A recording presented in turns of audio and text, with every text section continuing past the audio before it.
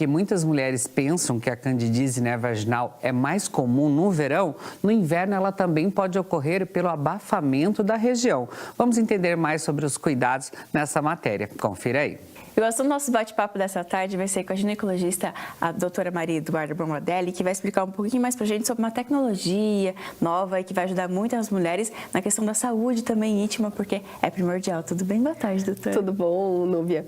É sim, essa tecnologia, ela facilita a contração muscular, né? E com isso a gente pode fazer diversos tratamentos, não só íntimos, mas também pro resto do corpo, estéticos, de prevenção de perda de massa muscular, tratamentos pós-operatórios, tem bem vasto esse campo.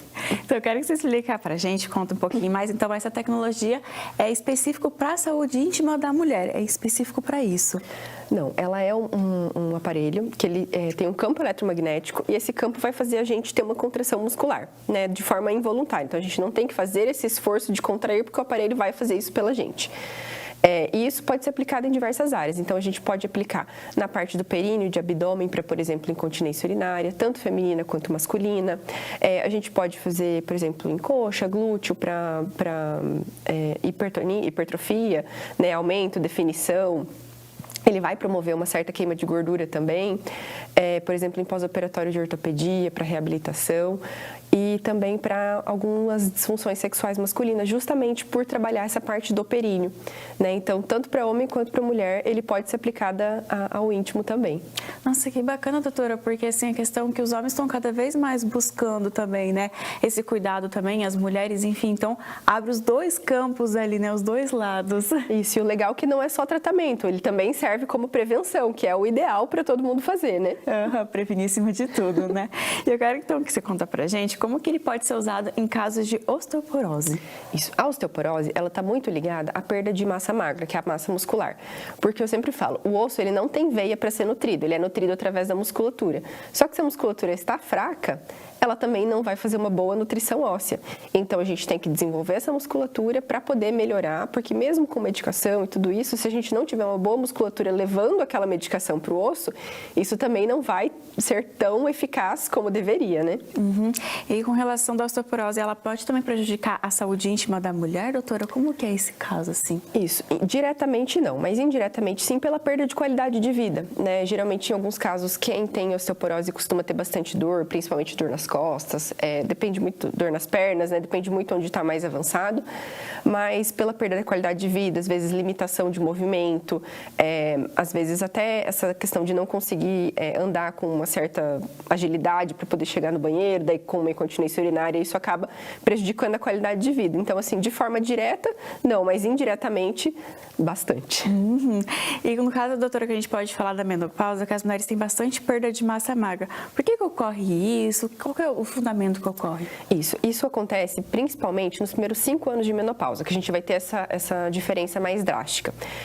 Nesses primeiros 5 anos, a gente perde em torno de 30% da nossa produção de colágeno, por isso que as mulheres percebem aquela flacidez em geral, né? Não só de pele, mas também de tecidos, porque o colágeno ele faz essa sustentação, e também 30% da massa magra nesses primeiros 5 anos, justamente porque pela baixa produção de hormônio, né? O primeiro hormônio que para de ser produzido, aliás, que diminui a produção, é a testosterona, e ela vai diminuir mais ou menos 10 anos antes da menopausa, né? E ela também ajuda nessa sustentação da massa magra. Então, por isso que ela já vem diminuindo há um tempo, e aí quando a gente tem essa menopausa, que daí também diminui essa produção de hormônio feminino, isso é mais perceptível, né? Então, para pacientes que não fazem exercício ou que não fazem a reposição, isso vai ser mais evidente e mais grave, vamos dizer assim. E às vezes leva um quadro que a gente chama de sarcopenia, que é justamente essa falta de massa magra mesmo. E no caso da tecnologia, ela pode ser aplicada nesses casos também das mulheres que entraram nesse período da menopausa com perda de massa magra? Isso, porque aí nesse período a gente já não consegue, vamos dizer assim, os mesmos resultados do que antigamente, com a produção normal de hormônio. Então a gente ajuda justamente nesse nível, porque a tecnologia vai fazer um estímulo maior para você conseguir ter o mesmo resultado e manter a massa magra adequada, né? Ela vai fazer, em meia hora, ela faz em torno de 36 mil contrações. Então, eu falo assim, é um ganho. Claro que ela não vai substituir o exercício físico, mas ela vai ter um ganho muito maior do que a gente teria. Eu falo assim, a gente não vai conseguir fazer 36 mil abdominais, por exemplo, né? Então, a gente consegue fazer essa manutenção da musculatura.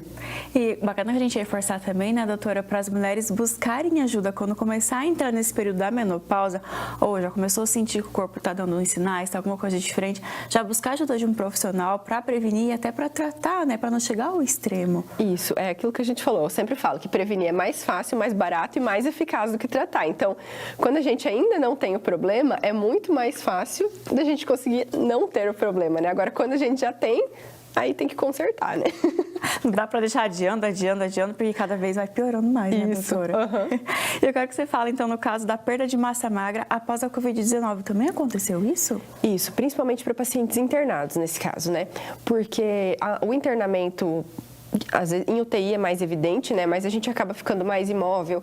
É um período que o corpo ele vai consumir mais energia, né? Então, a gente vai ter essa perda de massa justamente para recuperar das infecções, né? Isso em qualquer tipo de infecção.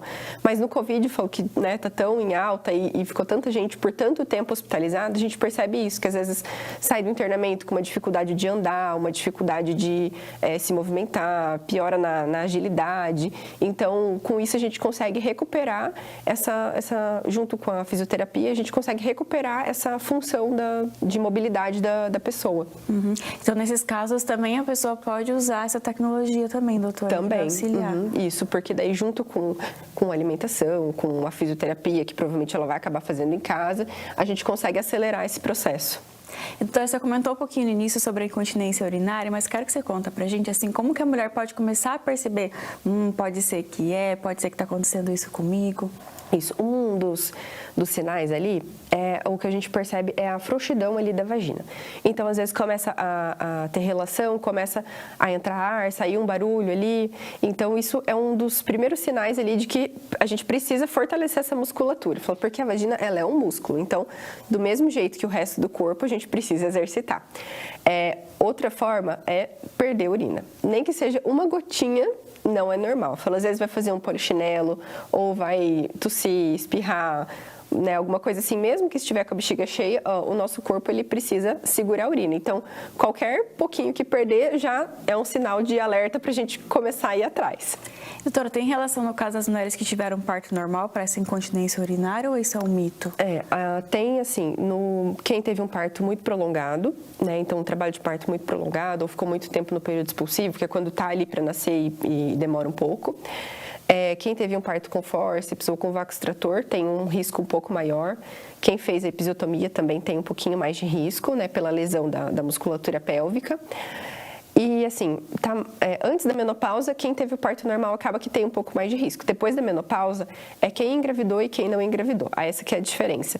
E pacientes que tiveram gestações gemelares ou gravidez de um feto muito grande, tipo maior que 4 quilos, também tem um maior risco de ter essa frouxidão do assoalho pélvico. Uhum. E, no caso, então, essa tecnologia também pode ser aplicada, doutora? Tanto na prevenção, quando a mulher começa a perceber esses sinais, como também já está mais avançado? Isso também, porque daí a gente vai fazer justamente esse fortalecimento da musculatura pélvica, né? Essa parte pélvica, a gente fica numa cadeira e a pessoa não vai com uma roupa levinha, né? Então não precisa tirar a roupa, a gente coloca justamente é como se fosse uma pá que a gente acopla no períneo e no abdômen. Então ele acaba tratando a diástase pós-parto, né? Que fica aquele afastamento do músculo reto abdominal e também essa parte de frouxidão do assoalho pélvico. E é rapidinho, doutora? É tipo 15 minutos, 20? Como é que é o tempo? Meia hora. Meia hora. As sessões demoram meia hora, independente da região, né? E nessa meia hora que a gente vai fazer essas contrações. Com exceção ali do tratamento para dor crônica, que é outro que a gente acabou não comentando, que também dá, por exemplo, no ciático, ou por exemplo, no meu caso, enxaqueca, que eu tenho muita dor aqui no trapézio. Aí a sessão é 5 minutos, né? Que ele faz um relaxamento muscular, mas as outras todas são meia hora. E no caso, assim, a quantidade de sessões vai depender do caso, assim, para homem tanto, para mulher, depende da demanda que aquela pessoa, paciente, a gente está precisando. Isso, depende de qual tratamento a gente vai fazer e, por exemplo, de qual região e de qual que vai ser. Por exemplo, uma hipertrofia de glúteo, ela demora um pouco mais, porque é uma musculatura um pouco maior, o tratamento de períneo é um pouco mais rápido, que é uma musculatura menor, né? Então, depende da região, eu falei, depende do grau que tá a pessoa também, né? Porque, às vezes, se a gente tem uma flacidez muito intensa, acaba que demora um pouco mais para chegar naquele resultado, né, que a gente deseja. E é desconfortável, assim, doutora? É indolor? Como é que é? Porque às vezes quando a gente fala assim algumas coisas, ai, mas será que vai doer? Será que é tranquilo? Não, é indolor, né? A gente coloca, não tem choque, não tem, né, não sente passar energia. Quando a gente coloca, realmente, o que a gente vai sentir é a musculatura contraindo, né? Então, a única dor que tem é do exercício, né? Então, mas assim, é dor, eu falo, como se fosse a dor de academia. É a mesma coisa, né? Não tem choque, não sente passar energia, não é gelado, nada disso. E bacana a gente falar para desmistificar isso também, porque às vezes as pessoas, mas será que vai causar tal coisa, enfim. Então, como vocês viram, é tranquilo, é uma dorzinha assim de academia, que a gente está acostumado, quem pratica exercício físico sabe como é que é, né, doutora? Então, eu quero te agradecer por essas dicas. Obrigada, e quero que você faça o convite para as pessoas que ficam com um pouquinho de dúvida de te acompanhar também no Instagram. Isso, claro. Vocês podem me acompanhar no meu Instagram, que é doutora Maria Eduarda Gineco, ou então o da clínica, que a gente também vai responder isso, que é o Instagram do iTherapy. Doutora Maria Eduarda, muito obrigada por essas dicas. E eu também quero agradecer a loja Isa